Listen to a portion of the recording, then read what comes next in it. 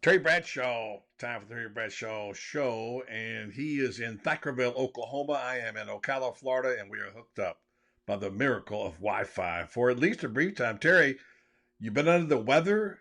You survived the conference championship, and you got the trophy handed off. It was a different coach than some people thought it might be, but anyway, you got the Falcons going off to a good start. What was it like down in Atlanta? It was, I mean, anytime you go to a playoff game and in person, certainly, because we're in a studio all year, uh, it's exciting. And the energy level in a playoff game is phenomenal. And if you are at a team that hasn't necessarily been to the championship game in a few years, like Atlanta hasn't been, the fans are really hyped up. So it was a, it was a great it was a great theatrical setting, and the fact that they were going and beat a hot Green Bay team with Aaron Rodgers made it even more exciting. It was so loud in there. I can't imagine Seattle or some of these other so-called great stadiums where it's so loud, hard to hear. Kansas City is another one people mention a lot, but it was so loud you couldn't hear a thing. Impressive performances there, especially by the Atlanta Falcons quarterback. And let's face it, he's got to be, he is, in fact, the MVP. I have to admit that. I think so. You can make a case for a handful of people, uh, but if it did in fact come down to Brady, now that Rodgers went out to the defeat of Atlanta, then I think you would say, okay, the only difference is that Brady missed 4 games. Okay, so you check that off. And then I think you know this better than anyone, being a journalist, that we get so spoiled by greatness that we we tend to overlook it. We tend to take it for granted, and I think that's Brady's case. But for Tom to come back and only throw one interception in the remaining 12 games, what was he, 28-1 touchdowns to pass interceptions? I mean, that's remarkable. That's just absolutely remarkable. So based just on the 4 games he missed, you would give it to Matt Ryan. So much for the theory that Tom Brady is over the hill, by the way. What a performance, sharp Well, as a tack. but he's given us no indication in the last 10, 12 years or since he started playing that he's over the hill. Um, Didn't play that it, well 2 weeks ago, but certainly, he had a little mm-mm. difficulty. Houston got to a little pressure on him, and Clowney Well, they got hit him a few pressure. times. Yeah. Right. Yeah. James Andrews, their center, I said it last week on the air. If there was a weakness that was exposed, Houston had the defensive front that could that could get to him up the middle. And Tom's not a good athlete. So if you get up the middle on him, Mhm. he just falls down. He can't get away from him. He's kind of like Eli. You get up in Eli, he'll fall to the ground. They'll just give up a sack. So that was one thing that I thought Atlanta will probably have to expose, is try to get some pressure on him up the middle. Who knows? I mean, this thing's going to be. Listen, Super Bowls are overanalyzed. By the time I go on the air next Sunday week, as they say in the South, uh, I might as well not say a thing because it's going to be printed. Every question will be asked and answered by so-called experts, Yep. editorials, journalists. It'll just be, why even have a pregame show? But there are people that, believe it or not, that Mhm. don't pay attention to that stuff. And Mhm. so, and a lot of people don't watch pregame shows. And I don't watch Super Bowl pregame shows. I think as a viewer, I don't want to watch that. Well, you're Um, out of the things to say, Terry. As one who's been to 15 Super Bowls myself, And in fact, one of the ones I saw you in Miami, it's exhaustive for everybody. The Oh, players get tired of being asked the same questions. They yes. think of these crazy questions to ask, that because no more questions to ask. None. And then you get to a point where what can you say anymore? I know what was it like for you? We're going to get into some memories here a little bit later about dealing with the questions. I can't remember. Yeah, you probably just on purpose. Super Bowl 9 and 10, I don't remember anything. Mm-hmm. Super Bowl 13 is the only Super Bowl that I recall at all press wise because Thomas Henderson had said I couldn't spell cat if you Yeah, spotted me. yeah. And so I remember that. And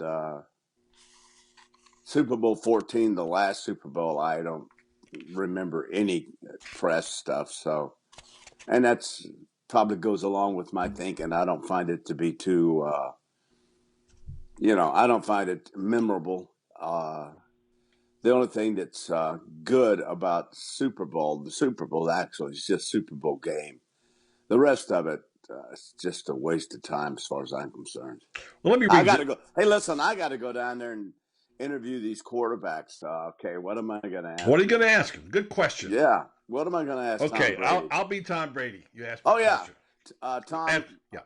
Tom, I want to ask you the 4 weeks that you were Mm-hmm. punished by the commissioner. Mm-hmm. Uh, that had to have been a Mm-hmm. driving force behind the great year that you had when you came back. Yeah, but Terry, you deal with that stuff, and it's behind me now, and I'm not thinking about that anymore. And this, all that matters right now is this game right now. So you're telling me that no way in the 4 weeks that you were off on them and you couldn't go to the practice facilities and be around your teammates that you weren't seething on the inside because this commissioner took this silly, stupid deflate gate thing they call it. You took him to court, and you're telling me that no big deal. Terry, You didn't think there about it. comes a point in time where you have to put things behind you and move on forward. That's over. I use that to get myself prepared for this season. We made our goal. That's all I want to talk about right now Well, regarding that. Tom, I think you're lying. I don't think Why you're. you beat me up like this, Terry? All right, now I'll be Matt Ryan. Go ahead. Ask me. I'm Matt Oh, Ryan. Come on. uh, Matt, you're such a sweetheart. Thank you so much. Hey Terry, I always want to be just like you. Yeah, I know you did. Being from Matt, you're from Philly. You're a tough Yeah, kid. Pennsylvania boy, played You Boston go up. College. I saw your daddy before the game the other day. He about 5'10". Where all this height come from in your family? There Oh, you go. my Don't you family, normally? Hey, my buddy, don't you? family. That's a good one, actually. That's not bad. Yeah. Don't you normally start a question kind of soft and easy? Oh, baby, you got it. Yeah. Hey, Oh, man, Terry, you're looking what good. a How was your meal yeah. last night at the You. restaurant? You have a good time out there? Oh, I know it's always fun to eat, and when you're in I Houston, tell you, what's your I favorite food? Oh, you've by the always way, been you suck as a quarterback. you have always been my favorite quarterback, Matt. I'm going to say that to you Yeah, now. all of them are. Okay. Whoever you're interviewing is your favorite quarterback. Yeah, Oh exactly. boy. But you got to like Matt Ryan, especially. I mean, this is a guy who's really upped his game. A lot of people are. I heard a thing yesterday. Man, I wanted to ask you this today. They're saying that the one of the great things about they got this year is their center Mac. He makes the calls, and Yeah. all Matt Ryan's going to worry about is basically the routes and the play getting in the right formation. So it's like two calls, like having two quarterbacks. Is that valid? Yeah, I had the same thing with Webster. I would concentrate on the safety blitzes and position of the corners, linebackers, and Webby would walk up and he would count all the linemen and he'd make calls and I didn't fool. I could have done it. I mean, it would have been something that you just add to what you do. But um, Mike would make the call, and it would go up and down the line of scrimmage. And I would make the adjustments based on the secondary. And you know, it does take some of the I don't know the pressure off. You're well schooled for it. It's not that a big a deal. But if you can focus just on um, where the strength of, if you can identify the middle linebacker and then make your slide calls and your audibles at the line based on blitzes and stuff. Mm-hmm. or unless a lot of cases blitz adjustments are built in automatically to every route. So quarterback and receiver has to be on the page. We take the snap. Here comes something, and they have to see it. You have to see it, and you have to hit it on the fly. Gotcha. But a good center making all the right calls is that's a good thing for Matt Ryan. Yeah. Now I've got some little easy reading here. You can't probably see it because the letters are backwards, but I got to No, I read. can see it. No, they're fine. Let me just read Looking, something from looking page. deep, looking deep. Matter of fact, one of my all-time great books. I love that book. Well, it was a great book. You know, Yeah. New York Times is bestseller, and they Yep. said. And they said at the time, this is a long time ago, we only hope President Reagan's memoirs are as good as this. And the New York Times said that. They really did. Yeah. So let me read you one paragraph, just part of it. All right. All of a sudden, I felt a sense of total control of this game as I stood there around the 50-yard line looking over the Vikings secondary with the fans screaming. A sudden calm came over me. I felt invincible. It was like a flash of light. I knew what I was doing. I knew we were going to win the game. I'm going to drive them down. We're going to win. Nobody's going to beat us. I won't allow anybody to beat us. Our guys won't be denied. We got in the huddle. I called a play when it said with authority, now, let's go. We need this. Break. Boom. With the line of scrimmage. Yeah. Yeah. That was quite a feeling. Yeah, it's a great feeling. It's knowledge is empowerment. And I think when you have battled it out in a football game for 2 quarters, 3 quarters, you're in a game that's competitive, meaning it's either tied or you're slightly ahead or just a little bit behind. It's a great feeling knowing that you understand what is going on. You understand based on the formations what they're trying to do and the plays that you want to call. And when you don't have to guess, when you don't have to guess, that's the best. When you don't have to, when there is uncertainty, then there's a chance for a lot of mistakes. That's why, like I said, knowledge is an empowerment, and it gives you great confidence. And no great athlete, no great person in any endeavor, whether it be in his home life, business, etc., when you have great confidence in your love for your family and confidence in your work, your job, the job that you do, you will find a great peace and satisfaction. And when you have that, that's a powerful feeling. You know, that borders lines on spirituality. I know how you're a spiritual man, but you know because you know. Can't say Christian, can you? We can't hear. but no, but that's a spiritual feeling almost, isn't it? I mean, the way you're describing it seems like that's not just knowledge. That's also that great feeling it's right. Well, I read a lot of, matter of fact, I'll show you. I've got these books I've got out. I'm going back over.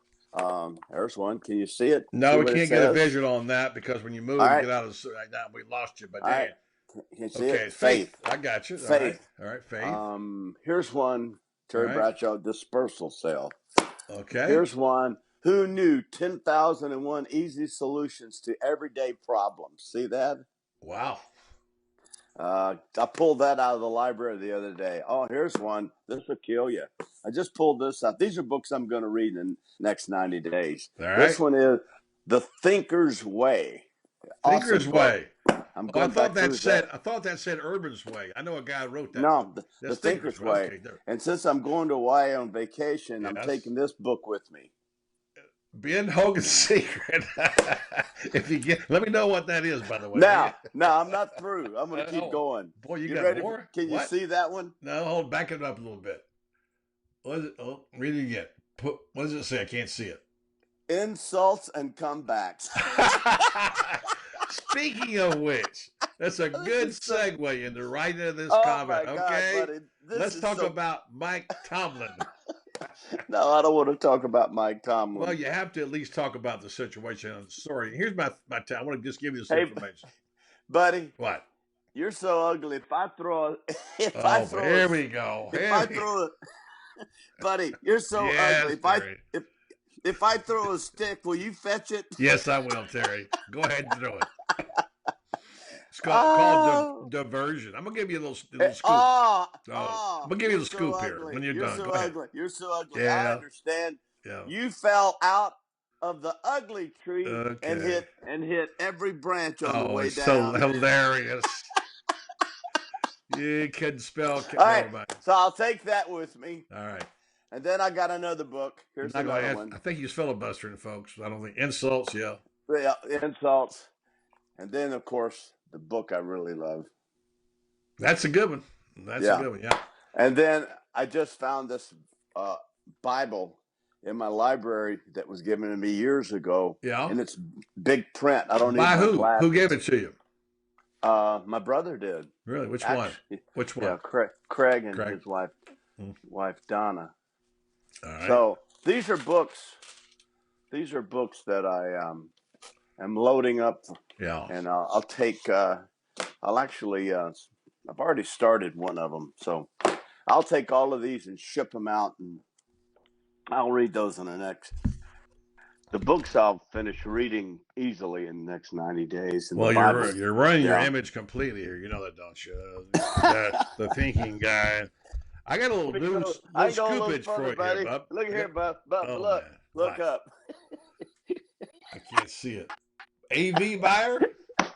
AV buyer. Oh, we're going to buy a plane. Oh. Yeah. All right. Well, I'm gonna try to get your connection going. All right, while I got you real quick, I got a little news here for you. Let me have it. There's a guy named John Clayton, a very respected writer. John Clayton. He used to write in Pittsburgh. He lives in Seattle now. Correct. You know John. Good guy. Friend of mine, friend of yours. Mm-hmm. He put out a list of ranking the Super Bowl coaches, okay? Yeah. And I would pay attention to John's list because he knows the game. He's been around for a while. Right. And it's not important who necessarily is 1, 2, and 3, although Lombardi is number 1 and Belichick's number 2 of these coaches and Super Bowl coaches, all right? And I disagree. Okay, go ahead. Go ahead with that comment. Go ahead. Yeah, I disagree. I don't think anybody measures up to Belichick. Okay, well, so you put Lombardi 2 or 3 or 4. I'm not going to go over the whole list. We'll be here all day. Right, But there's a point I want to make to you here. Number 19 is Bill Cowher. Okay. All right. Chuck Noll's in there someplace in the top 10 too. I don't want to snub it. The point is this: I didn't get to the name of Mike Tomlin until number 22. Yeah. Okay. So it just goes to show you, among so-called great coaches or Super Bowl coaches, that at least one person doesn't make Mike Tomlin a top 10. I would say you have to be a top 10 or 11 or 12 to be considered a great coach. Let's get to that comment. I know you don't want to spend much time talking about it, but you're going to be asked about it at the Super Bowl, even though Pittsburgh's not there. You're not going to be asked. I want to answer the question, but you're going to be asked by people. The microphone is yours. Again. Go ahead. No. What do you want to know?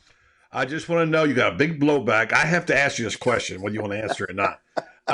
You got a big blowback, a lot of comments. You said your piece. You walked away. You're done. Right. But it still resonates. A lot of people out there in your hometown, when you said, you were asked, we know again on Fox Sports, Jason Whitlock and asked, is Mike Tomlin a great coach? And you said, no, I don't think he's a great coach. Now, I don't want to go into the whole story, but just give me the latest update and what's your position so we can put this to bed, okay? I've already put it to bed. I said he wasn't a great coach. I just didn't say anything else. I didn't say, I wasn't asked, well, what is he in your opinion? Well, I think he's an outstanding coach. I think he's a very good coach. Great. We use great far too much anymore to evaluate people. Oh, he's great. We say it on television. Great play, great play. This might be the best play ever. This might be the best player ever. There is no best player ever. There is no Tom Brady, the greatest to ever play quarterback. Yeah. There is no best coach ever.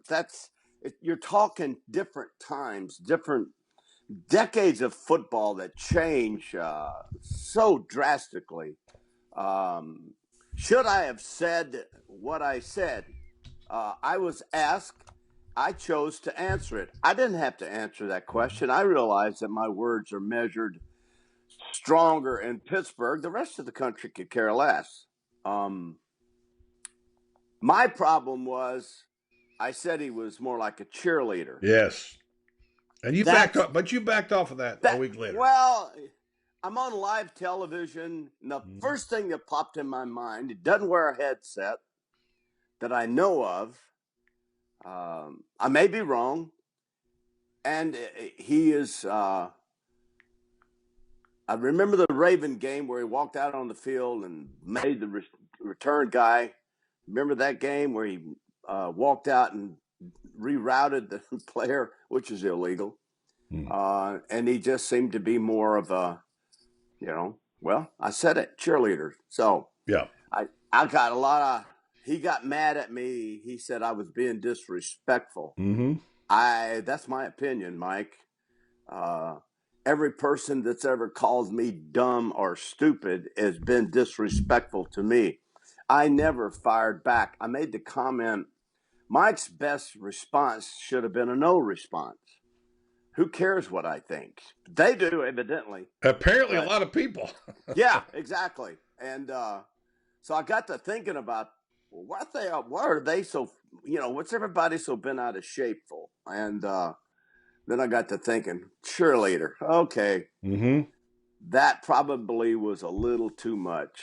And so the following week I said, I did not want to take it back because I saw Stephen A. Smith and Donovan McNabb of all friggin' people, and that other guy take me to the woodshed and basically, accuse me of a lot of things, or a borderline accuse me of a lot of things. And I thought to myself, you know what? This is why you don't take things back. Stand by it, move on. Should I have said it? No. I shouldn't have said that about any coach. I realize how hard it is to coach. I realize the work they put in.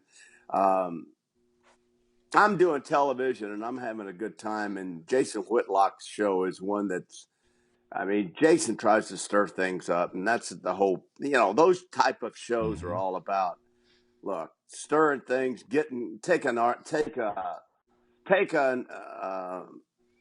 anything that's happened and turn it into a 20-minute debate, dissertation, right or wrong. And they, and in my opinion, they're just wasted time.